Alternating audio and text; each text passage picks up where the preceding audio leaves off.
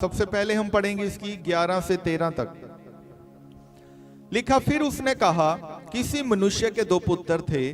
उनमें से छोटे ने पिता से कहा, हे पिता, संपत्ति में से जो भाग मेरा हो वह मुझे दे दीजिए। उसने उनको अपनी संपत्ति बांट दी। बहुत दिन न बीते थे कि छोटा पुत्र सब कुछ इकट्ठा करके दूर देश को चला गया और वहां कुकर्म में अपनी संपत्ति उड़ा दी।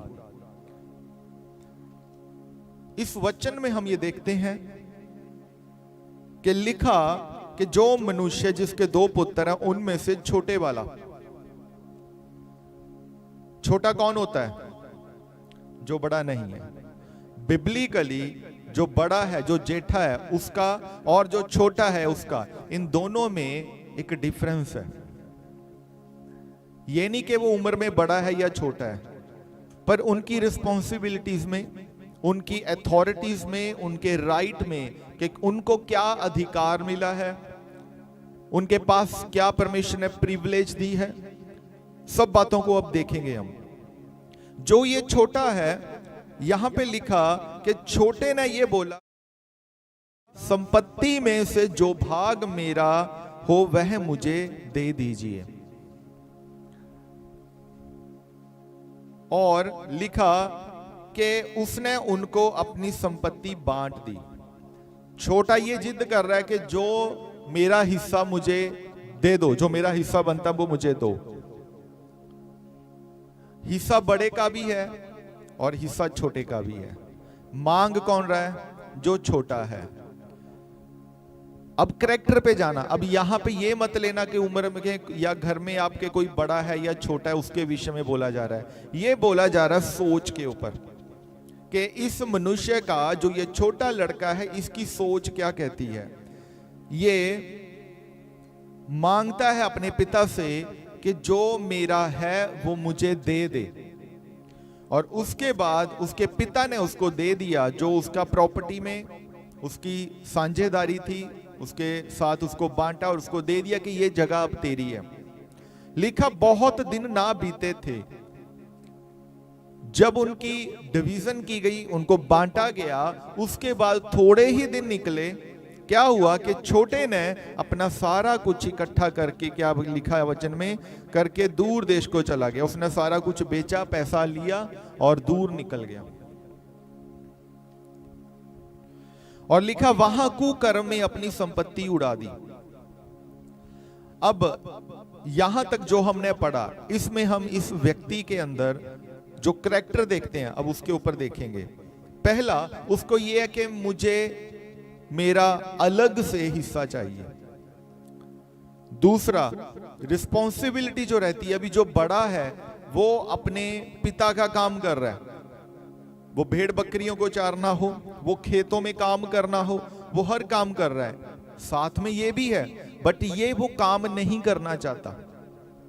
इसको जो इसके फादर की ओर से काम मिलता है, जो फैमिली की ओर से काम मिला है, जो रिस्पॉन्सिबिलिटी मिली है, ये उसको नहीं करना चाहता। क्यों? क्योंकि इसकी सोच अलग है।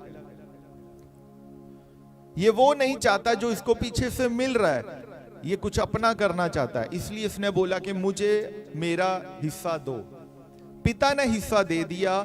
लिखा, उसके बाद थोड़े ही दिन निकले थे। वो थोड़े दिन वो दिन है जो बिना अगुवाई के थे, क्योंकि जब तक उनका सारा एक ही काम था, एक ही खेत थे, एक ही पूरी फैमिली की ड्यूटी बनती थी। बड़ा तो ये काम कर, छोटे तो ये कर। पर अब उसको कोई भी गाइडेंस देने वाला नहीं है, क्योंकि वो अपना हिस्सा लेकर अलग हो गया है। अब उसको कोई नहीं बोलेगा कि तू अभी तक सो रहा है, काम क्यों नहीं किया, तू यहां वो काम करना था वो क्यों नहीं किया। अब उसके ऊपर कोई रिस्पॉन्सिबिलिटी नहीं है, अब उसके ऊपर कोई जिम्मेवारी नहीं है। और वो अब जो उसको सही लगता है अब वो कर रहा है। किसी से कोई सलाह नहीं, किसी से कोई परमिशन नहीं। अब यहां तक तो ये लग रहा है कि अब तो भाई बड़ा अच्छा हो गया उसके साथ।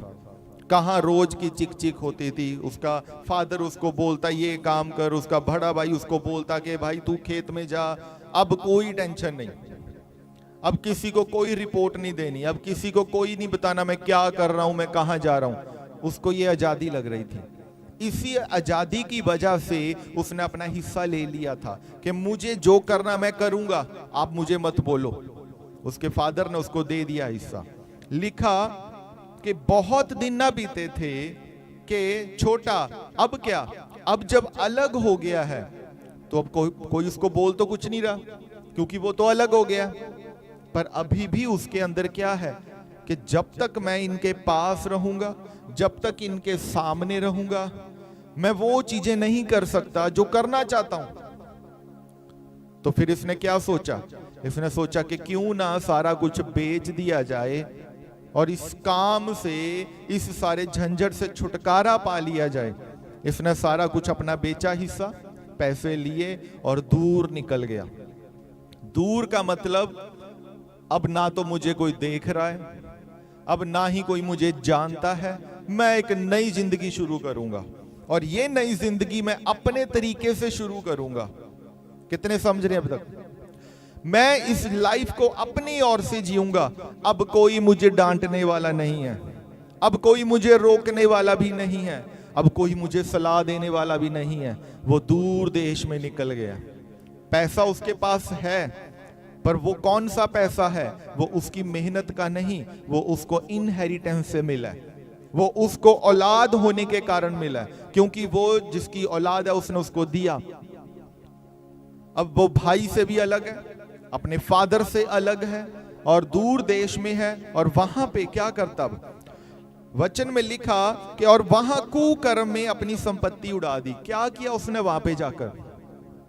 उसने वहां पे जाकर कुकर्म किया।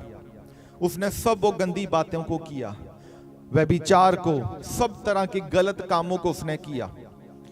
नीति वचन हमें यह सिखाता है कि जब कोई व्यक्ति दूर निकलता है तो वो अपनी इच्छा को पूरा करना चाहता है। जब कोई इंसान अपनी इच्छा कि मुझे कोई मत सिखाओ, मुझे जो करना है मैं वही करूंगा, वो हमेशा दूर रहता है। इस लड़के के अंदर यही सोच कि जब तक मैं पास रहूंगा मुझे सुनाते रहेंगे, ऐसा कर तू वैसा कर, मुझे ये चिक चिक नहीं चाहिए। वो दूर निकल गया। अब जब वो दूर है, अब वो किसी की गाइडेंस में नहीं है, वो अपनी मन मर्जी का मालिक बन चुका है। और जब मन मर्जियां की जाती हैं, कोई लिमिट नहीं, कोई गाइडेंस नहीं, कोई इंस्ट्रक्शन नहीं, तो वो इंसान लिखा वो कुकर्म में गिर गया, वो पाप में गिरा। जब आपके सामने वचन नहीं है, जब आपको कोई गाइड करने वाला नहीं, जब आप किसी की नहीं सुनते, आपके लिए धार्मिकता के दरवाजे जो वो धार्मिकता की आपके चारों तरफ दीवार है, आप उसको तोड़ देते हो, क्योंकि आप वचन में नहीं हो। तो ये वचन में नहीं है तो बाहर निकल गया और कुकर्म में पड़ गया। और आगे वचन में लिखा, पढ़ेंगे 14 आयत, जब वह सब कुछ खर्च कर चुका, अब क्या हुआ? उसने कुकर्म जो किया उसमें अपना पैसा लगाया, खर्च किया, सब गलत काम किए। लिखा जब वह सब कुछ खर्च कर चुका जो उसके पास था, उसने वो सारे का सारा पैसा अपनी इच्छा से खर्च किया। बड़े ध्यान से सुनना, मुझे सलाह नहीं चाहिए, मेरा पैसा इसका इस्तेमाल मैं करूंगा, मेरी चीज इसका यूज मैं करूंगा। इस व्यक्ति ने अपना सारा पैसा अपनी इच्छा से कुकर्म में, बुरे कामों में, फेलियर में लगा दिया। और लिखा 14 आयत में कि वह सब कुछ खर्च कर चुका, वो सब कुछ खत्म हो गया जो उसके पास था। तो उस देश में बड़ा अकाल पड़ा। अब यहां पे ध्यान से, जब तक उसके पास पैसा था कोई अकाल भी नहीं पड़ा था, क्योंकि परमेश्वर वेट कर रहा है, परमेश्वर वॉच कर रहा है। जब उसके पास पैसा, वो हर रोज पाप कर रहा है, वो हर रोज अपनी चीजों को कर रहा है जो सही नहीं है, क्योंकि उसको वो किसी की सुनना नहीं चाहता, वो कर रहा है। और वचन में लिखा हर रोज वो ऐसे कर रहा है। और जब उसकी संपत्ति खत्म हो गई, सारा पैसा उसने गलत चीजों में खराब कर दिया। उसके बाद जिस देश में वो रहता था उस देश में अकाल पड़ गया, और जैसे ही अकाल पड़ा, लिखा वह व्यक्ति जिसके पास कुछ समय पहले बहुत धन था, आज लिखा वो कंगाल हो गया, उसके पास कुछ भी नहीं। जब वो अपने बाप के घर से निकला था, उसके पास पैसा था, उसके पास धन दौलत थी, पर जब उसने ये डिसीजन लिया कि मुझे किसी की गाइडेंस नहीं चाहिए, वो भाई से जेलस करता होगा, अपने बाप से जेलस करता होगा कि हर रोज मुझे सिखाते हैं, वो बाहर निकल गया। अब जब बाहर निकला, पैसा बहुत है उसके पास, आगे जाके देखना कि उसका बड़ा भाई अपने बाप को ये बोलता है कि मेरे लिए, मेरे दोस्तों के लिए तो कभी बकरी का भी, मतलब बोलो कि छोटी पार्टी भी नहीं की तूने, और ये अयाशियां कर रहा है, कुकर्म में पैसा लगा रहा है, पैसे को खराब कर रहा है। अब क्या हुआ? अकाल पड़ा और सबसे पहले यही व्यक्ति कंगाल हो गया। कंगालपन कब आता है? जब आज्ञाकारिता नहीं होती। घटी कब होती है? जब आप ओबीडियंस को फॉलो नहीं कर रहे। आपकी लाइफ में सब प्रकार की कमियां घटियां तब रहती हैं जब आप वफादार नहीं होते। आपके जीवन में हमेशा घटी रहती है। वचन में लिखा, एक हाथ ऐसा है जो हमेशा देता रहता है और वो कभी खाली नहीं होता, और एक हाथ ऐसा है, जुबान ऐसी है जो मांगती रहती है और वो कभी भी नहीं भरता। वो सदा मांगेगा मांगेगा और कभी नहीं भरेगा। अब ये दो जो डिफरेंस है, इनके पीछे रीजन क्या है? ऐसा कौन है जो मांगता रहता है पर कभी भरता नहीं? वो है जो आज्ञाकारिता को मानना पसंद नहीं करता, जो वफादारी में चलना जिसको अच्छा नहीं लगता। और वह कौन है जो हमेशा बांटता रहता है पर उसको घटी नहीं? वो है जो अगुवाई में रहता है, जो आज्ञाकारिता में रहता है, क्योंकि वो अपनी स्वयं की इच्छा को फॉलो नहीं करेगा, वो परमेश्वर से लिए वर्ड को, वो उस आज्ञा को लेगा, जो उसको इंस्ट्रक्शन मिलेगी उसको पूरा करेगा। यहां वचन में लिखा कि जब कंगाल हो गया, उसके बाद पढ़ेंगे 15 और 16 आयत। इसलिए वह उस देश के निवासियों में से एक के यहां जा पड़ा। अब क्या कर रहा है? वो कंगाल हो गया। अब खाने के लिए उसके पास पैसे नहीं है, हर चीज को उसके पास कुछ नहीं रहा। अब क्या? अब सिचुएशन क्या आ गई? मांगने वाली। अब कौन सी सिचुएशन में मांगना पड़ रहा है? तो क्या कर रहा है वो? लिखा, देश के निवासियों के पास जा रहा है, उस देश के लोगों के पास जा रहा है और उनसे मांग रहा है, मुझे दे दे। पैसे मांग रहा है क्योंकि खाने के लिए उसके पास कुछ नहीं है। प्रभु के लोगों, आज भी कई लोग जो घटी में होते हैं, जिनके पास पैसे की घटी हो या कुछ गरीबियां जो हैं, जो कंगालपन है, वो परमेश्वर की ओर से नहीं है, वो अनआज्ञाकारिता के कारण है। वफादार ना होने के कारण वो कंगालपन उनके घरों में, उनकी जिंदगी में बना रहता है। वो सदा मांगते ही रहते हैं। क्यों? क्योंकि वो वफादार नहीं है। जो वफादार है, परमेश्वर उसको भरता है। आमीन, हालेलुया। या वचन में लिखा कि वह देश के निवासियों में से एक के यहां जा पड़ा, उसने उसे अपने खेतों में सूअर चराने के लिए भेजा।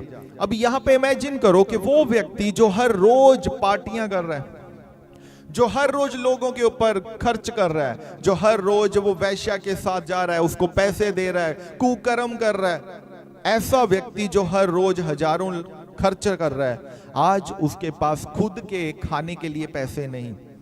ये जो कंगालपन उसके ऊपर आया, ये घटी जो उसके ऊपर आई, इसका कारण परमेश्वर नहीं, उसकी खुद की डिसोबीडियंस है, परमेश्वर के साथ गद्दारी, फॉलो ना करना। अब उसको ढूंढना पड़ रहा है कि मैं अब कैसे अपनी जिंदगी को गुजारूं, कैसे बिताऊं। तो वो लोगों के पास जा रहा है कि आप मुझे काम पे रख लो, क्योंकि उसके पास काम नहीं है। अब कुछ नहीं है तो काम मांग रहा है। और ये वचन में लिखा कि एक व्यक्ति ने उसको एक काम दे दिया, और काम क्या था? लिखा सूअर जो है, उसने जो सूअर रखे हुए थे उनकी चारवाही करनी है। वो व्यक्ति जो कुछ समय पहले एक लग्जूरियस लाइफ दिखा रहा है कि मेरे जैसा तो कोई भी नहीं, और वो ही व्यक्ति किसी व्यक्ति के पाले हुए सूअर जो गंदगी में रहते हैं, अब उनकी चारवाही कर रहा है। अब ऐसा व्यक्ति अगर ये बोले कि भाई किस्मत में लिखा था तो ऐसा हो गया, तो ये अपने आप को झूठा दिलासा देने की बात है। कितने समझ रहे हैं? परमेश्वर ने उसको खाली नहीं भेजा था। परमेश्वर ने उसको एक अच्छा परिवार दिया था जिसमें उसको अच्छी आज्ञाकारिता करने के लिए मौका परमेश्वर ने दिया। परमेश्वर ने उसको मौका दिया कि तू वफादार रह, तू वचन को फॉलो कर, अपने काम को कर। पर उसको अलग रहना अच्छा लगता था। क्यों? क्योंकि वो स्वयं की इच्छा को पूरा करना चाहता है। अगर आज आपको डांटा जाए कि ये काम ऐसा होना चाहिए, और अगली बार आप दिखो ना, तो आप समझ सकते हो कि आप कौन सा विजन लेकर चल रहे हो। यहां पे लिखा जब वो कंगाल हो गया, कुछ काम नहीं है तो सूअरों को चार रहा है। अब यहां पे उसकी सोच को देखें जरा। लिखा उसने उसे अपने खेतों में सूअर चराने के लिए भेजा, और 16 में लिखा और वह चाहता था कि उन फलियों से जिन्हें सूअर खाते थे अपना पेट भरे, और उसे कोई कुछ नहीं देता था। क्या हो रहा उसके साथ? उसकी सिचुएशन ऐसी है कि जो सूअरों को खाना दिया जाता है, उसकी इच्छा है कि कोई खाना तो दे नहीं रहा, कोई कुछ नहीं कर रहा, कोई हेल्प नहीं कर रहा, तो क्यों ना ये सूअरों के खाने में से अपने लिए वो इंतजाम कर रहा है। इसका मतलब वो सूअरों के साथ खा रहा है। ऐसी लाइफ होगी उसकी। अब इस व्यक्ति के अंदर कौन सी बातें हैं जिसकी वजह से अब वो सूअरों के साथ खा रहा है? अब वो बातों को फिर से मैं रिपीट करूंगा, ध्यान से सुनना। लिखा वो छोटा अपनी इच्छा को पूरी करना चाहता है, जो स्वयं की इच्छा को पूरी करना चाहता है, जिसको लगता है कि उसकी योजना ही बेस्ट है। ऐसा व्यक्ति कि मुझे ही पता है। दूसरा, नो रिस्पॉन्सिबिलिटी, जो उसको फादर की ओर से काम मिला वो नहीं करना चाहता। जो उसको भाई के साथ शेयरिंग में रहना पड़ रहा है, ये काम करना है भाई, सुबह शाम खेतों में जाना है, ऐसे करना है, उसको नहीं अच्छा लग रहा कि कोई उसको मॉनिटर करे कि तूने ये काम नहीं किया, तुझे दिया था शाम तक ये काम करना, तूने क्यों नहीं किया। नो रिस्पॉन्सिबिलिटी, कोई लेना नहीं चाहता। और जब कोई जिम्मेवारी नहीं लेगा, जब कोई वफादारी नहीं दिखाएगा, तो उसके पास अधिकार भी नहीं रहेगा। लिखा वचन में उसके पिता ने उसके साथ कोई भी वाद विवाद नहीं किया। जब उसने बोला मुझे मेरा हिस्सा दो जी, मुझे तो अलग होना है, उसके पिता ने उसी समय उसको वो दे दिया जो उसका बनता था। क्योंकि उसके पिता को समझ आ गई है कि अब जो ये बातें बोल रहा है, इन बातों में गद्दारी है। जो ये काम कर रहा है, इन कामों में गद्दारी है, ये वफादार नहीं रहा। अब उसने उसको उसके हाल पे छोड़ दिया। परमेश्वर छोड़ देता उन लोगों को जो परमेश्वर की नहीं सुनते, जो प्रभु को फॉलो नहीं करते, जिनकी जिंदगी में स्वयं की इच्छा मेजॉरिटी पे रहती है, वो प्राइम रहती है। परमेश्वर उनको छोड़ देता है। खाली नहीं छोड़ता, कुछ देता है कि ये ले आशीष, अब तेरे ऊपर है, तू इसका कैसे इस्तेमाल करना तुझे।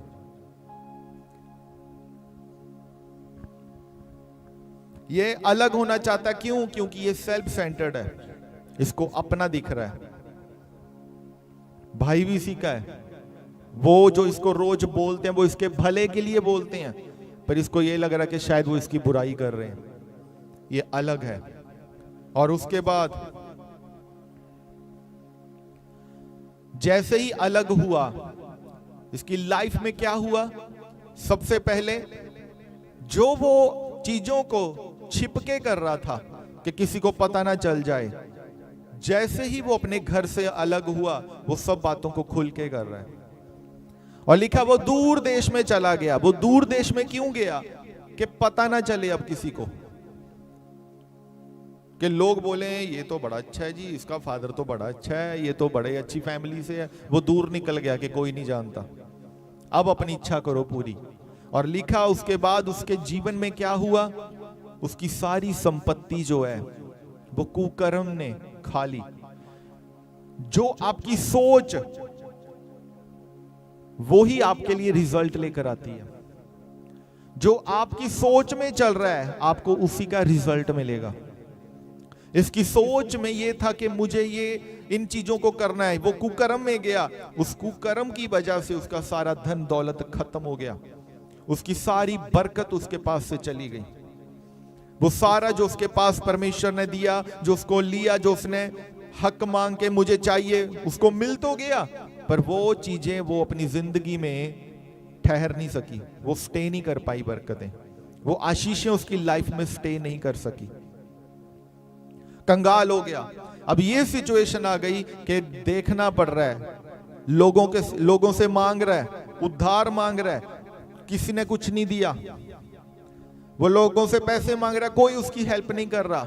फिर उसने सोचा कोई काम किया जाए। लोगों के पास तरह तरह के काम ढूंढने जा रहा है, कोई काम नहीं मिल रहा। एक व्यक्ति ने काम पे रख लिया, और वो सबसे गंदा काम था। क्या था? गंदगी में सूरों को देखना। पर उसकी सिचुएशन ऐसी थी, कोई ऑप्शन नहीं था, तो उसको वो करना पड़ा मजबूरी के साथ। अब जब सूअर खाना खा रहे हैं, तो उसके मन में ये आ रहा है कि वो भी उनके साथ शेयर कर ले, क्योंकि वो उसका पेट खाली है, वो भूखा है, उसको कुछ कोई खाना नहीं दे रहा। वचन में लिखा कोई भी उसको कुछ नहीं देता था। आप सोच कर देखो, ये नए देश में गया। अब इस स्टोरी को दूसरे एंगल से समझना। एक व्यक्ति एक नई जगह पे आया है, अब उसको कोई नहीं जानता, कोई नहीं जानता ये कहां से आया, कैसा व्यक्ति है, पर उसके काम जता रहे हैं कि वो कैसा है। लोग देखते हैं कि ये तो वो बंदा जी, हर रोज ये कुकर्म में रहता है, ये तो हर रोज बुराई में रहता है। उसने नई जगह पे जाके अपनी इमेज को खुद स्टेबल किया, और वो इमेज क्या थी? वो एक गलत साइड वाली इमेज थी। वो ऐसी इमेज थी जो लोगों के माइंड में जब बैठ गई, तो कोई उसके साथ खड़ा नहीं होना चाहता, कोई उसके लिए बोलना नहीं चाहता। अब उसको पता है कि ये क्यों हो रहा है। यहां पे लिखा वो लोगों से मांगता है, कोई उसको कुछ नहीं दे रहा। क्यों नहीं दे रहा? पहला रीजन, जो सबसे बड़ा रीजन है, कोई क्यों नहीं उसके लिए खड़ा हो रहा? इसलिए नहीं खड़ा हो रहा क्योंकि सब ये देख रहे हैं कि ये बंदा बिल्कुल भी रिस्पॉन्सिबल नहीं है, इसके अंदर बिल्कुल भी अच्छी बातें नहीं है, ये अपने पैसे को गलत चीजों में तो खर्च कर रहा है, पर उसकी इमेज अच्छी नहीं है कि वो उसने क्या परमेश्वर के लिए वो कर रहा है, क्या उसके जीवन से किसी दूसरे को मैसेज मिल रहा है। और वचन में लिखा उसके लिए कोई डिवाइन हेल्प नहीं। इस वचन के इसका मीनिंग हम देखते हैं कि जब कोई वफादार नहीं है, जो वचन के लिए, परमेश्वर के लिए, परमेश्वर के प्रति आज्ञाकार नहीं है, जो आज्ञाकारिता को नहीं कर रहा, जो फॉलो नहीं कर रहा, उसके लिए कोई भी डिवाइन फेवर नहीं उतरता।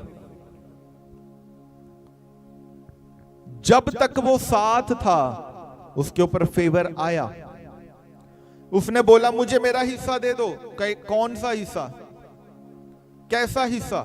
वो सिर्फ ये था कि जो परमेश्वर के साथ रहता है उसकी ओर से ग्रेस मिलता है, अनुग्रह मिलता है। और वो ग्रेस, वो अनुग्रह तो ले लिया, अलग हो गया, पर आप उन आशीषों को संभाल कर कैसे रखोगे? आपकी जिंदगी में जो आशीषें परमेश्वर देता है आपको, आप उनको कैसे संभालोगे? उनको संभालने के लिए अगुवाई में रहना होता है, गाइडेंस में रहना होता है। जब आप रोड पे निकलते हो, अपनी गाड़ी पे, बाइक पे, आप रोड पे जा रहे हो, तो आप कैसे चलाते हो? आपको पता ये रोड है, मुझे इसी पे रहना है। अगर मैं कहूं मैं अपनी इच्छा पूरी करूंगा, ये रोड से नहीं जाऊंगा, मैं यहां नीचे उतर के ये खेतों में से निकल कर जाऊंगा, आप कभी भी अपनी मंजिल पे नहीं पहुंच पाओगे। जो आपके पास होगा नुकसान होगा उस चीज का। आप अगर सोचो ये सीधा रास्ता जा रहा है, यहां से 10 मिनट का रास्ता है, मैं इधर से जाऊंगा 2 मिनट में, वो कभी भी पूरा नहीं होने वाला रास्ता, क्योंकि वो रास्ता है ही नहीं। वो आप अपनी इमेजिनेशन से उसको बना रहे हो कि यहां से हो सकता है। पर अगर आप दिए हुए वचन को फॉलो करते हो, आप वफादारी में रहते हो, आज्ञाकारिता में रहते हो, तब आप सही ट्रैक पे चलते हो। Hallelujah, hallelujah. आगे पढ़ेंगे इसके बाद 17 आयत। जब वह अपने आपे में आया तब कहने लगा, मेरे पिता के कितने ही मजदूरों को भोजन से अधिक रोटी मिलती है और मैं यहां भूखा मर रहा हूं। अब उसको क्या रियलाइज हो रहा है? उसको रियलाइज हो रहा है कि यहां पे वो सूरों के साथ रह रहा है और उसके पिता के पास नौकर चाकर हैं जो अच्छा पेट भर के खाते हैं। उसका पिता अपने नौकर चाकरों को अच्छा खाना देता है। अब यहां पे हम एक और कैरेक्टर देखते हैं उसके पिता का। उसके पिता ने जब उसने जिद की, उसके पिता ने उसके साथ बहस नहीं की, उसको दे दिया। दूसरी बात हम ये देखते हैं कि उसके पिता का कैरेक्टर, कि जो उसके नौकर हैं, बेटे नहीं नौकर, उसके नौकर भी, मतलब उसके घर में काम करने वाले मजदूर तक पेट भर के खाते हैं। ये उसके बाप का कैरेक्टर है। उसके बाप के अंदर ये क्वालिटी हम देख रहे हैं कि जो वफादार है, जो आज्ञाकारिता में है, वो सब पेट भर के खा रहे हैं और आशीषों का आनंद वो अपने जीवन में मना रहे हैं। हालेलुया। अब उस व्यक्ति को याद आया, वो देखता कि मैं यहाँ पे ऐसा हूं और पिता के पास इतना पैसा है कि वो नौकरों को भी पेट भर के खाना दे रहा है। तो उसके माइंड में क्या आया? लिखा, मैं अब उठकर अपने पिता के पास जाऊंगा और उससे कहूंगा कि पिताजी, मैंने स्वर्ग के विरोध में और तेरी दृष्टि में पाप किया है। अब इस योग्य नहीं रहा कि तेरा पुत्र कहलाऊं, मुझे अपने एक मजदूर के समान रख ले। अब ये क्या बोल रहा है व्यक्ति? इसको रियलाइज हुआ, एहसास हुआ, तो अब ये क्या चाहता है कि अपने पिता के पास जाए और उसके मजदूरों के साथ काम कर सके। पर यहां पे थोड़ा ध्यान दें आप।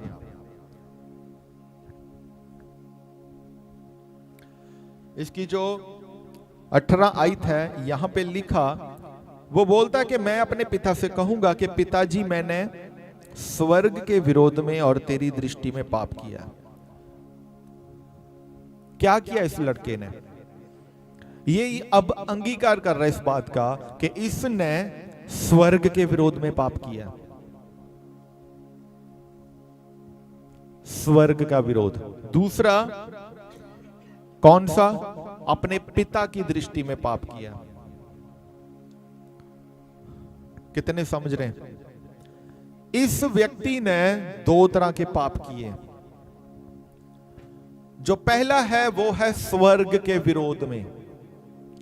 स्वर्ग के विरोध में क्या? दूसरा है अपने पिता के विरोध में। वो कौन सा? पिता का विरोध मतलब मुझे पिता की ओर से अब कोई इंस्ट्रक्शन नहीं चाहिए, मैं अपनी जिंदगी को अपने तरीके से जीऊंगा, मुझे मेरा हिस्सा दो, मिल गया, अब मैं मेरा पैसा, मेरी प्रॉपर्टी, मैं इसको अपनी मर्जी से खर्च करूंगा। तो इसमें इंसल्ट किसकी है? उसके फादर की। क्योंकि जब तक वो पिता के साथ था उसके जीवन में आशीष थी। जब वो अपने पिता से अलग हो गया, आशीष तो है, अब वो उसको यूज अपनी मर्जी से कर रहा है। तो इसमें इंसल्ट किसकी कर रहा है? वो अपने पिता की इंसल्ट कर रहा है। क्योंकि अपनी इच्छा मतलब कोई गाइडेंस नहीं, कोई मेंटरशिप नहीं, कोई अगुवाई नहीं। दूसरा, स्वर्ग के विरोध में पाप किया, कुकर्म किया, व्यभिचार किया, वो सब बातें की जो बिब्लिकली रॉन्ग है। अब दो जगह पे वो मेजोरिटी वो सिन में फंस चुका है। उसने स्वर्ग के राज्य में, उस स्वर्ग के लिए भी उसने विरोध कमा लिया, पाप कमा लिया, और पिता की दृष्टि में भी पाप कर लिया। तो अब वो उस योग्य नहीं रहा कि अपना हक जताए, क्योंकि वो ले चुका है। पर अब क्या करे? तो बोलता कि मैं बोलूंगा पिता अपने मजदूरों के साथ, बोलता कि मुझे रख ले, क्योंकि उसके मजदूर भी पेट भर के खाते हैं। और आगे हम देखेंगे वचन में, तब वह उठकर अपने पिता के पास चला। वह अभी दूर ही था कि उसके पिता ने उसे देखकर तरस खाया और दौड़कर उसे गले लगाया और बहुत चूमा। जब वह उठकर उस दूर देश से निकलकर अपने पिता के घर में जा रहा है, तो लिखा वह अभी दूर ही था कि उसके पिता ने उसे देखकर तरस खाया। अब यहां पे पिता की क्वालिटी देख रहे हैं, अभी भी वो तरस खा रहा है, वो अभी भी ये देख रहा है, उसने वो तरस खा रहा है क्योंकि वो उसकी औलाद है और उसको पता है कि ये इसका क्या हाल हो चुका है। खाने के लिए इसके पास कुछ नहीं है, कपड़े इसके फट चुके हैं, इसकी लाइफ देखो, जूते नहीं है, अच्छे कपड़े नहीं है, क्या हुलिया बना रखा है। ऐसा तो नहीं भेजा था तुझे तो बड़ा सवार कर भेजा था, तुझे तो बड़ी आशीषों के साथ भेजा था, पर तेरी स्वयं इच्छा ने तुझे ये बना दिया। पर फिर भी पिता अभी भी उसका वेलकम कर रहा है, क्योंकि पिता का एक अलग कैरेक्टर है, वो अपने कैरेक्टर में है, वो अपनी रिस्पॉन्सिबिलिटी को समझता है, वो अपनी सब जिम्मेवारी को समझ रहा है। और यहां लिखा वचन में कि उसने उसको जाके गले लगाया, उसको चूमा, मतलब उसको बड़ा प्यार दिया, क्योंकि वो एक फादर है। और उसके बाद उसने अपने नौकरों को बोला कि इसको अच्छे अच्छे कपड़े पहनाओ, उसको अच्छे कपड़े दिए गए पहनने के लिए, बोला इसके लिए अच्छा खाना तैयार करो, उसको अच्छा खाना दिया गया। तो एक बड़ी पार्टी ऑर्गेनाइज हो गई पिता की ओर से। जो ये लड़का पार्टीज पहले करता था, वो पार्टीज गलत पार्टीज थी। अब इसका पिता पार्टी कर रहा है, जिसमें ये आनंद मनाया जा रहा है कि ये जो खो गया था वापस आ गया। हालेलुया। 24 आयत पढ़ेंगे। लिखा, क्योंकि मेरा यह पुत्र, वो व्यक्ति बोलता कि मेरा पुत्र मर गया था पर अब जी गया है, खो गया था पर अब मिल गया है, और हम अब वे आनंद करने लगे। अब सोचो, वचन में लिखा वो ये बोल रहा है कि वो मर गया था पर अब जी उठा है। परमेश्वर से जब कोई वफादारी नहीं दिखाता, वो अपनी आत्मा में मर चुका है। जो परमेश्वर के साथ विरोध करता है, जो छिपकर सिन करता है, पाप करता है, वो अपनी स्पिरिट में मर चुका है। वो परमेश्वर की नजरों में वो ठीक नहीं है, वो मर चुका है। जैसे अदन के बाग में हुआ, आदम और हवा वो निकाल दिए गए, क्योंकि अदन का बाग उसके लिए था जो आत्मा में जीवित है।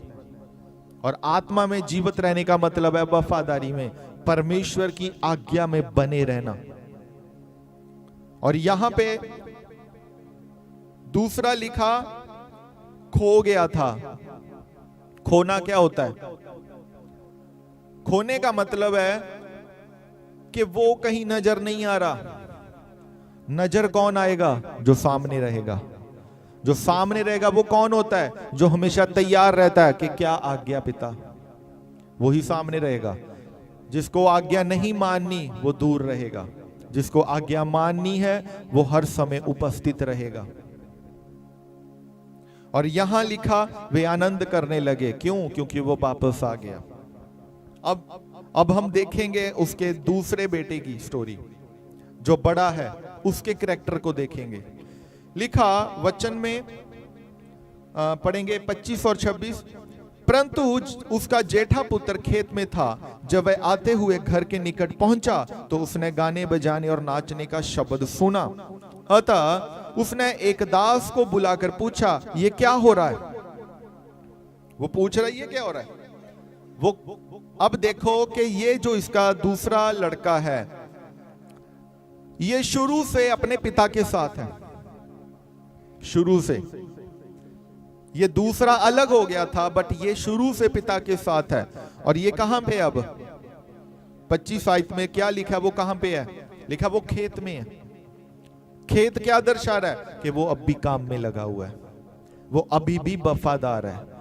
दूसरा अलग होकर चला गया, सब कुछ खराब कर लिया, और ये अभी तक सेम गाइडेंस को फॉलो कर रहा है, उसी आज्ञाकारिता में चल रहा है, अभी भी खेत में है, अभी भी अपने कामों को ईमानदारी से कर रहा है।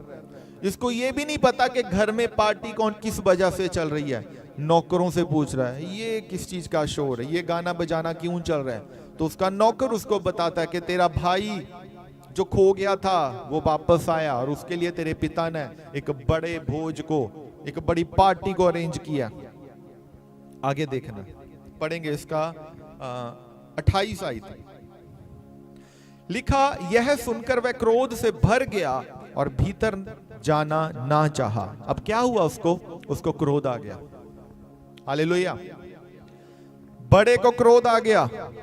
जब छोटे को क्रोध आया तो उसने क्या किया, मुझे मेरी मर्जी करने दो, मेरी लाइफ है, मुझे जीने दो, मुझे पता कैसे करना है, मुझे आपसे कोई सलाह नहीं चाहिए। वो अलग हो गया।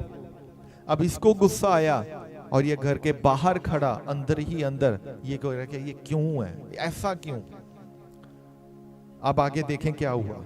लिखा, वह भीतर जाना ना चाहता था, परंतु उसका पिता बाहर आकर उसे मनाने लगा। क्या हो रहा है यहां पे, छोटा जब ये बोलता है मुझे अब मेरी मर्जी करने दो, उसके पिता ने आराम से बिना कुछ बोले उसको उसका हिस्सा दिया और भेज दिया, तू जा, तू निकल। बड़ा वफादारी में चल रहा है। जब इसको गुस्सा आया तो इसका पिता खुद बाहर आकर इसको मना रहा है। ये फर्क पड़ रहा है। छोटे को मनाने नहीं गया, वो छोटे को मनाने नहीं गया। जब छोटे ने बोला मुझे हिस्सा दे, मुझे ये चाहिए वो चाहिए, उसने कुछ नहीं बोला, क्योंकि उसको पता है कि ये इसकी जो इच्छा, जो इसके अंदर ये इच्छा उत्पन्न हो रही है, ये गलत है। अब जो ये चीजें आ गई हैं, इसको वो कैसे बदले। उसने उसको उसके हाल पे छोड़ दिया, और रिजल्ट क्या, कंगाल हो गया। ये दूसरा जो अभी तक पिता के साथ वफादार है, खेत में काम कर रहा है, वापस आ रहा है, तो घर के बाहर जब देखता कि अंदर बड़ी पार्टी चल रही है, इसको बुरा लगा। क्यों बुरा लगा, पढ़ेंगे आगे वो भी। पर वचन में लिखा कि उसका पिता खुद बाहर गया। एक को पैसा दिया, बाहर भेजा, जा भाई तू, जब तूने नहीं सुननी तू जा सकता है। और दूसरा जो सुनता है, पिता खुद पार्टी छोड़कर उसको मनाने जा रहा है। क्यों, क्योंकि उसको पता ये वफादार है, और जो वफादार होता है वो एक खास प्रेम परमेश्वर की ओर से लेता है। परमेश्वर के वचन में लिखा कि अगर नौकर वफादार हो अपने मालिक के प्रति, लिखा वो मालिक के बेटों के साथ बैठ के खाता है, वो बराबर का अधिकार ले लेता है। क्यों, वफादारी आपको आपके जीवन में हमेशा ऊंचा करती है, आज्ञाकारिता आपको ऊंचा करती है। बाइबल बताती है कि नौकर भी उस मालिक के बेटों के साथ बैठ के खाना खाता है जो नौकर वफादार होता है। ये तो दोनों उसके बेटे हैं। यहां पे लिखा कि जब वो क्रोध से भर गया, उसका पिता बाहर आकर उसे मनाने लगा। अब आगे पढ़ेंगे 29 और 30 वर्ष। उसने पिता को उत्तर दिया, देख मैं इतने वर्ष से तेरी सेवा कर रहा हूं, कभी भी तेरी आज्ञा नहीं टाली, तो भी तूने मुझे कभी एक बकरी का बच्चा भी ना दिया कि मैं अपने मित्रों के साथ आनंद करता। अब इमेजिन करें इस बात को, क्या बोल रहा है वो बड़ा जो वफादार है, वो क्या बोलता है। वफादार ये बोल रहा है कि पिता इतने वर्षों से मैं तेरी सेवा कर रहा हूं, क्या तुझे कुछ डाउट है। पिता को कोई डाउट नहीं, तू वाकई सेवा कर रहा है। मैंने तेरी हर आज्ञा को माना, क्या मैं तुझसे दूर हुआ, क्या मैंने अपनी इच्छा को पूरा करना चाहा, नहीं चाहा। तू सदा पिता के साथ रहा, तूने सदा आज्ञाकारिता में रहा। इतने वर्ष हो गए, इतने वर्षों में उस व्यक्ति ने क्या कमाया, पढ़ना जरा आगे इसमें। पहले वो ये बोलता कि मैंने इतना काम किया, इतनी सेवा की, कभी भी तेरी आज्ञा को नहीं टाला, तो भी तूने मुझे कभी एक बकरी का बच्चा भी ना दिया कि मैं अपने मित्रों के साथ आनंद करता। इसका मतलब क्या? कि मैंने इतने साल तेरे साथ रहा हूं, आज तक वफादार हूं, पर तूने कभी मुझे मेरे दोस्तों के साथ एक छोटी पार्टी भी नहीं करने दी, छोटी सी पार्टी भी नहीं कर पाया। और आज ये जो पाप में है, जो बुराई में है, ये आया तूने इतनी ग्रैंड बड़ी बहुत बड़ी पार्टी रख दिया, मुझे नहीं अच्छा लगा। पिता का जवाब भी सुनना हमने। परंतु जब तेरा यह पुत्र जिसने तेरी संपत्ति वैश्याओं में उड़ा दी आया, तू उसके लिए तूने पला हुआ बछड़ा कटवाया। उसने उससे कहा, पुत्र तू सर्वदा मेरे साथ है। क्या बोला पिता? बोला पुत्र। क्या बोल रहा है? पुत्र। दूसरा किस चीज के लिए आया? मजदूरी के लिए। वो मजदूर है, ये क्या है? पुत्र है। लिखा पुत्र तू सर्वदा मेरे साथ है। पुत्र तू सर्वदा मेरे साथ है। जब से तू बड़ा हुआ, जब से तू साथ है, तू कामों को कर रहा है, तू मेरे कहने को मान रहा है, तू वफादारी में है, तू आज्ञाकारिता में है। उसके बाद पढ़े क्या है? जो कुछ मेरा है वह सब, क्या वो ये बोल रहा है कि तेरा हिस्सा तेरे ही पास है? कितने समझ रहे हैं? वो इसको ये तो नहीं बोल रहा कि देख उस समय मैंने बंटवारा किया था, छोटे को मैंने छोटे का हिस्सा दे दिया, तू बड़ा है तेरे को मैं तेरा हिस्सा दे रहा हूं। ऐसा बोला उसने? नहीं बोला। क्यों नहीं बोल रहा? वो ये बोल रहा है कि मेरे पुत्र मेरा सब कुछ तेरा ही है। कितने समझ रहे हैं इस बात को? पिता ये बोल रहा है सब कुछ सिर्फ तेरा हिस्सा ही नहीं, मेरे पास जो कुछ भी है वो सब तेरा है। क्यों है? क्योंकि मैं देखता हूं वर्षों से तू आज्ञाकारिता में है, वर्षों से तू वफादारी में है, और तू कहने को मानता आया, आज्ञाकारिता में चलता आया है, तू आज भी मेरे साथ है। पिता खुद उसको मनाने गया। आपकी आज्ञाकारिता, वफादारी आपके लिए क्या कर सकती है आप कभी सोच भी नहीं सकते। जो ज्यादा तेज चलना चाहता अपनी इच्छा से, लिखा वचन में, वो कंगाल हो गया। पर जो धीरज के साथ, हो सकता है उसका पिता डांटता उसको, तुझे ये काम बोला था क्यों नहीं किया? हाँ जी फादर जी कर दूंगा, मैं कर रहा हूं, हो जाएगा। पर वो बिना कुड़कुड़ाहे चल रहा है। दूसरा है क्या, इन रोज की चिक चिक से दूर निकलो। वो दूर निकल गया। उसको लग रहा था कि अब सब कुछ सही है। क्या वहां पे तो रोज की चिक चिक रहती थी, रोज का वहां पे रौला रहता था। अब कोई शोर शराबा नहीं है, अब मेरी जिंदगी मजे से मैं जीऊंगा। क्या हुआ? थोड़े दिनों के बाद वो कंगाल हो गया। और ये जो फैमिली में रह रहा है, जो सुन रहा है, जो मान रहा है, जो आज्ञाकारिता में चल रहा है, इसको रिजल्ट क्या मिला? इसको रिजल्ट ये मिल रहा है कि पिता बोलता है कि जो भी मेरा है वो सब तेरा है। तो हिस्से की बात करता है, ये सब कुछ तेरा है। वफादारी बड़ी आशीषों को लेकर आती है। वफादारी आपके जीवन में बड़े उत्साह को, बड़ी आशीषों को, मिराकल्स को लेकर आती है। हमेशा याद रखना कि जो ये निकला था ये कंगाल नहीं था। कंगाल इसलिए बना क्योंकि ये सुनना नहीं चाहता था, क्योंकि पिता तो काम देगा और ये नहीं करना चाहता। पिता तो बोलेगा तू खेत में जा, तू ये काम कर, ये नहीं सुनना चाहता। बड़ा तैयार है कि ठीक है फादर है, डांट लेगा तो क्या, सुन लेंगे। और रिजल्ट क्या मिला? पिता बोल रहा सब कुछ तेरा है। छोटे का वेलकम किया गया। क्यों किया गया? इसलिए कि वो खो गया था, मिल गया। पर अधिकार वो किसको दे रहा है? पिता अब क्या बोल रहा है कि मेरा सारा कुछ किसका है? वो बड़े को दे रहा है, उसको दे रहा है जो वफादार है। इस स्टोरी को ऐसे मत समझना कि वो तो गया जी, उसने मन मर्जी की, पाप कर लिया, सब कुछ किया, वापस आ गया, फिर से उसके पिता ने उसको अपना बेटा बना के रख लिया। ऐसा नहीं है। पूरा सच्चाई ये है कि वो वापस आया, उसका वेलकम किया गया, अब उसको कपड़े दे दिए गए, अब उसको खाना भी दिया जाएगा। पर जो सारा कुछ है वो उसका है जो वफादार है, जिसको वो दे चुका है। Hallelujah, hallelujah. पिता परमेश्वर ने जगत से प्रेम किया, वो आप सबसे, हम सबसे प्रेम करता है, और जो वो प्रेम करता है उसके प्रेम में हमें सामर्थ्य मिलती है, उसके प्रेम से हमें मस्सा मिलता है, उसके प्रेम से हमें अनुग्रह मिलता है। और जो उस मस्सा में बना रहता है, जो वफादारी में चलता है, जो आज्ञाकारिता में बना रहता है, वो परमेश्वर से बहुतायत की आशीष को पाता है। उसके खत्ते सदा भरे रहते हैं। उसके घर में लिखा, तेरे घर में तेरी स्त्री फलवंत दाखलता सी होगी। लिखा, तेरे बालक तेरे मेज के चारों ओर जलपाई के पौधे से होंगे।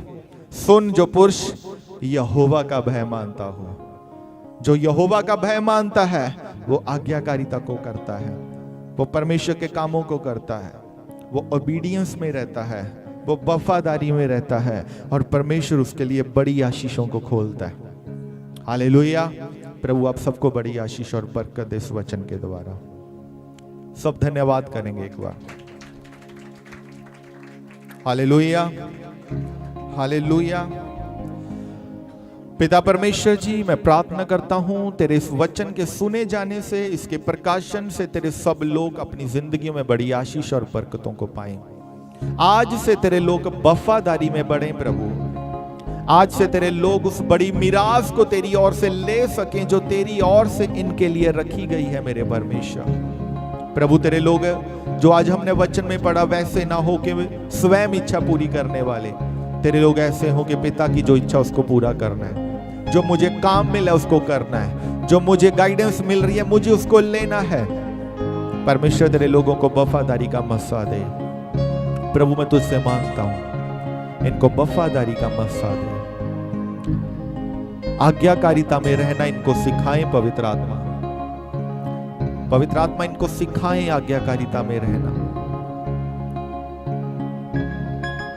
प्रभु आप छुए इनको, ये वचन इनके दिल में, इनके जहन में, इनकी सोच, इनकी समझ में सदा बना रहे, और इस वचन के अनुसार तेरे लोग अपने जीवन में आगे बढ़ें, ताकि जो पिता का है, आपने बोला प्रभु यीशु कि जो पिता का है वो सब मेरा है, क्योंकि पिता मुझ में और मैं पिता में हूं।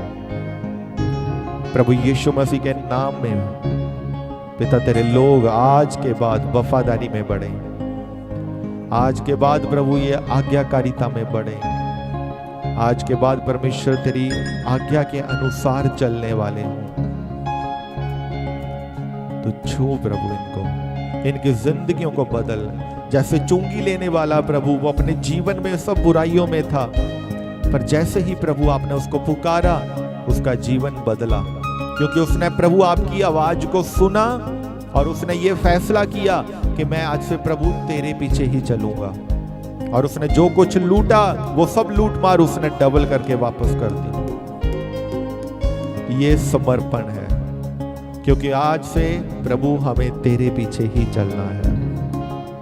प्रभु मैं प्रार्थना करता हूं कि तेरे लोग जो आज प्रभु इस बात की, प्रभु जी इस बात के लिए डिसीजन ले रहे हैं, घोषणा कर रहे हैं कि आज से प्रभु तेरे पीछे चलूंगा, आज से प्रभु जी मैं वफादारी में चलूंगा, मैं प्रभु वफादार रहूंगा। जो ऐसा बोल रहे हैं मेरे परमेश्वर, जिनको जो आज बोल रहे हैं कि मैं गाइडेंस में रहूंगा, आज से चाहे मुझे डांट मिले पर मैं सुन के आगे बढ़ूंगा, प्रभु ये लोग अपने जीवन में इतना ऊंचा उठें कि ये शाइन हो मेरे परमेश्वर। मैं तेरा दास होने के नाते प्रभु जो तूने मुझे अधिकार दिया, प्रभु मैं तुझसे मांगता हूं उस अधिकार के अनुसार कि जो लोग प्रभु तूने दिए हैं मुझे इस मिनिस्ट्री में, सेवकाई में, जो वफादार हैं, इस साल में प्रभु ये बड़ी आशीषों को ग्रहण करने पाए। जिनको डांट सुनना भी अच्छा लगे, जिनको आगे बढ़ने के लिए अगर किसी जगह पे रोकना, उनको रुकना भी अच्छा लगे, इनकी लाइफ में इतनी बड़ी टेस्टिमनी, इतनी बड़ी आशीषें उतरे प्रभु। जैसे तूने बोला प्रभु कि जो वफादार है वो अपनी वफादारी को, उसका फल वो कभी खोने नहीं पाएगा। तेरे लोग बड़े पिता परमेश्वर, आज से बढ़ना शुरू हो प्रभु। इनके जीवन में वो बड़ी आशीषें आज से खुले यीशु मसीह के नाम में। तेरा वचन है प्रभु कि जो तुझे फॉलो करेगा धन उसके पीछे पड़कर उसको मिलेगा। इनके लिए धन के रास्ते भी खुले, फाइनेंस के रास्ते खुले, आशीषों के रास्ते इनके लिए खुले मेरे पिता। इनके फैमिलीज में प्रभु गुड न्यूज को मैं मांगता हूं, वो सेलिब्रेशन इनकी लाइफ में शुरू हो मेरे परमेश्वर। जो तेरे वचन के प्रति वफादार हैं, अपनी जिंदगियों में ये इतना ब्लेस हो मेरे प्रभु, ये शाइन किए जाए मेरे परमेश्वर। पवित्र आत्मा, जैसे हमने आज वचन में सीखा कि जो प्रभु आपकी अगुवाई में नहीं था, जो गाइडेंस में नहीं था, उसके लिए कोई भी डिवाइन फेवर भी नहीं था। आपने वचन में प्रभु सिखाया कि आपने स्वर्गदूत दिए हैं सेवा टहल के लिए। वो स्वर्गदूत सेवा टहल उसकी करते हैं जो वफादार है, जो आज्ञाकारिता में है, जो परमेश्वर के भय में चलता है। ये स्वर्गदूत उसके लिए है। अब मैं प्रार्थना करता हूं इनके जीवन में प्रभु वो डिवाइन फेवर तू आप उतार। तेरी दया को इनके ऊपर मैं मांगता हूं मेरे परमेश्वर। तेरी करुणा इनके ऊपर मैं मांगता हूं मेरे परमेश्वर। तेरे लोग बदल जाएं और ऐसा बने कि ये बड़े फलों के साथ ब्लेस हो परमेश्वर। प्रभु तू छू अपने लोगों को। अगर कोई बीमारी इनको बढ़ने से रोकती है, वो सब बीमारी का आत्मा इनकी बॉडी में से आउट हो जाए प्रभु यीशु मसीह के नाम में। अगर कोई नशा, कोई गंदी आत्मा इनको रोकती है, वो इनके जीवन में से टूटे और दूर हो जाए प्रभु यीशु मसीह के नाम में। ये हुक्म है। तेरे लोग वफादारी में बढ़े पिता। सब प्रार्थना में रहें और मांगे प्रभु मुझे वफादार बना। प्रभु तू इनको छू इसी समय। प्रभु जी आपका अनुग्रह इनको छुए। प्रभु तेरे लोग प्रभु आशीष को लाएं, अपने जीवन में आशीषों को ग्रहण करने पाए। प्रभु तू छू, तू ब्लेस कर, तू ब्लेस कर, ब्लेस कर बेटा, ब्लेस कर। ले बेमा सुखो नो मसारा मगाराबा शिखे ने में दे रे बेदरे राबा रिपा मासो नो मो शिखे ले रे बेदरे रे बे रीता नो मो सोरो बोदना नामा दे रे बेदना नामा सुखो नो मसारा बादाराबा। छुए पिता परमेश्वर, तेरी महिमा, तेरी महिमा, तेरी महिमा हो पिता। तेरी तारीफ करते हैं प्रभु यीशु। तेरी तारीफ, तेरी तारीफ, तेरी तारीफ करते हैं प्रभु यीशु। सब प्रार्थना में रहे।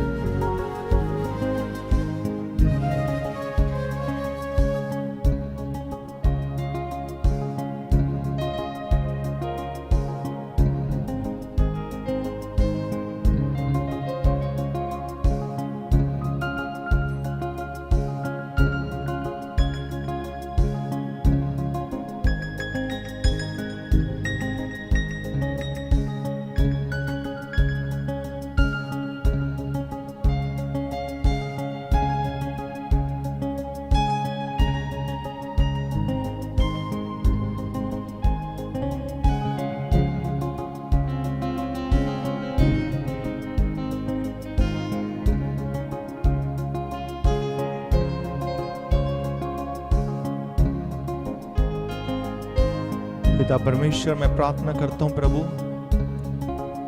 आज से तेरे लोग प्रभु जी वफादारी में बढ़े पिता, और इनके घरों में आशीषें उतरे मेरे परमेश्वर।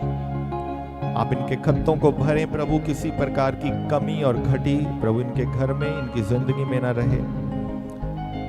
ये अपने घरों में, अपनी फैमिली में रोज भलाइयों को होता देखें, आशीषों के साथ ये ब्लेस हो। और प्रभु जो वफादार है उसके लिए पिता आपने बोला है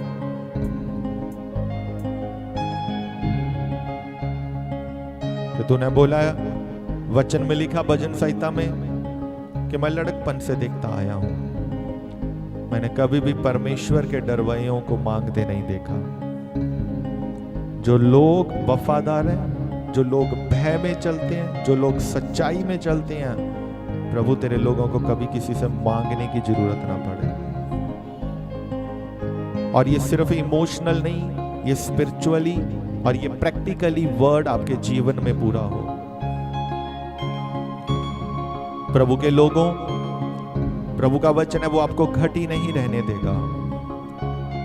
और वचन ये बोलता है कि घटी नहीं रहेगी, पर तुझे उसके लिए आज्ञाकारिता को, वफादारी को, परमेश्वर के वचन को अपने जीवन में प्रैक्टिकली, स्पिरिचुअली, इमोशनली इसको पूरा करना। ये सिर्फ जज्बात से, सिर्फ इमोशनल होके लेना कि यस प्रभु मैं रिसीव करता हूं, ये ऐसे नहीं। ये ऐसे है कि प्रभु मैं आज से अपने जीवन में तेरे कामों को करूंगा। बोले बोले पिता परमेश्वर मैं आज से तेरे कामों को पूरा करूंगा। प्रभु मैं आज से वफादारी में चलूंगा। आपकी आवाज आपके लिए गवाहियों को लेकर आएगी। बोले प्रभु आज से वफादारी में चलूंगा, प्रभु आज से वफादार रहूंगा, मैं आज से आपकी आज्ञाओं को मानूंगा। प्रभु मुझे अपनी अगुवाई में चलना सिखाएं। मेरी स्वयं की इच्छा नहीं प्रभु, बल्कि जो आपकी ओर से डिजाइन है, आपकी इच्छा मेरे जीवन में पूरी हो।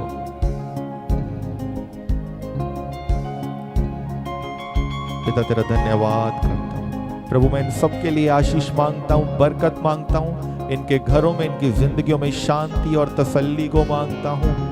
और मैं प्रार्थना करता हूं परमेश्वर इन सबको बड़ी आशीष दे आज इस वचन के द्वारा। और इस समय भी अगर कोई तेरा जन बीमार है, इस मीटिंग में देख रहा है, इसको यहाँ पे ऑनलाइन, प्रभु यीशु मसीह के नाम में वो चंगा हो जाए। इनकी जॉब, इनके बिजनेस, इनके प्रोफेशन को पिता मैं ब्लेस करता हूं। और प्रभु इनके घरों में आशीषें उतरे, इनकी जिंदगियों में शांति उतरे, आनंद के साथ खुशी खुशी अपनी जिंदगी को जिए। और हर एक वो गड़बड़ी का आत्मा इनकी फैमिली में से, इनके मनों में से, इनके दिमाग, इनके विचारों में से मैं उसको आज्ञा देता हूं कि आउट हो जाए, बाहर निकले इसी समय। प्रभु यीशु मसीह के नाम में ये हुक्म है।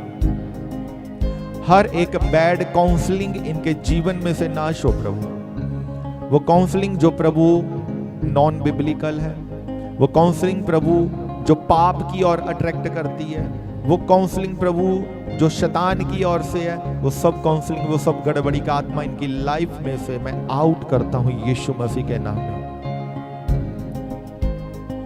प्रभु तेरा वचन है, तेरे लोग जिस काम में हाथ लगाते हैं उसमें आशीष को पाते हैं। वो लोग आशीष पाते हैं जो अगुवाई में रहते हैं, जो वफादारी में रहते हैं। और इसलिए तेरे लोग बढ़ें और वफादारी में बढ़ें और अपने जीवन में आशीषों को लेकर आए। पिता मैं तेरा धन्यवाद करता हूं प्रभु जी।